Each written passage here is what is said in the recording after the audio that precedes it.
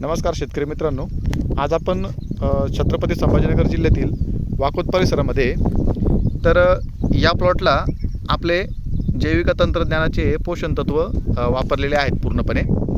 या प्लॉटची परिस्थिती काय होती पूर्वीची आणि आता ही प्लॉट किती खतरनाक लेवलला डेव्हलप झालं आहे हे आपण लाईव्ह बघू शकतोय। तर या प्लॉटची पूर्वीची परिस्थिती काय होती हे आपण दांडेकर सरांच्या माध्यमातून समजून घेऊ। त्यांच्या माध्यमातून या प्लॉटला आपले जैविक तंत्रज्ञानाचे प्रोडक्ट पूर्णपणे गेलेले होते। तर सर नमस्कार। नमस्कार। तुमचं नाव पूर्ण सांगून या प्लॉटची पूर्वीची परिस्थिती आणि आत्ताचा बदल तुम्हाला काय वाटतोय हे थोडक्यात आपल्या शेतकरी मित्रांना समजून सांगा। माझं नाव रवींद्र दांडेकर, छत्रपती संभाजीनगर।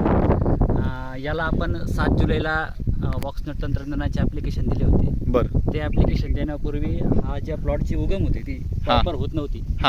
दिल्यानंतर आज 19 तारीख आहे, 19 जुलै। त्यानंतर आपण बघू शकतो की स्टमची जी जाडी आहे ती एकदम चांगली झाली आहे।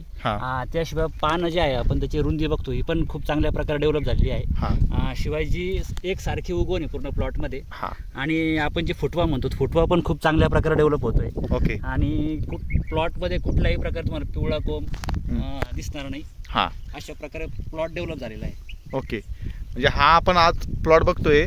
या प्लॉटची 7 जुलै रोजी परिस्थिती अशी होती का हा प्लॉट उगवतो की नाही ही शंका वाटत होती, बरोबर? पाहिजे त्या लेवलला पिकअप नव्हता, पूर्ण प्लॉट थांबलेला होता। ओके सर, हा प्लॉट किती एकरचा आहे पूर्ण? हा जवळजवळ 2.5 एकरचा प्लॉट आहे। ओके, 2.5 एकरचा प्लॉट आहे मित्रांनो। तर प्लॉटची परिस्थिती आज आपण बघू शकतोय, जिथे शेतकरी मित्रांना देखील गॅरंटी नव्हती का हा प्लॉट येऊ शकेल म्हणून।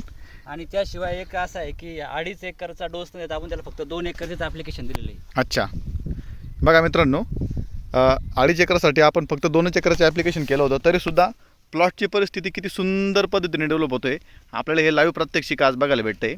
आणि हीच आहे ताकद आपल्या जैविक तंत्रज्ञानाच्या पोषकांची। ओके, ठीक आहे सर, जी माहिती दिली त्याबद्दल आपले धन्यवाद।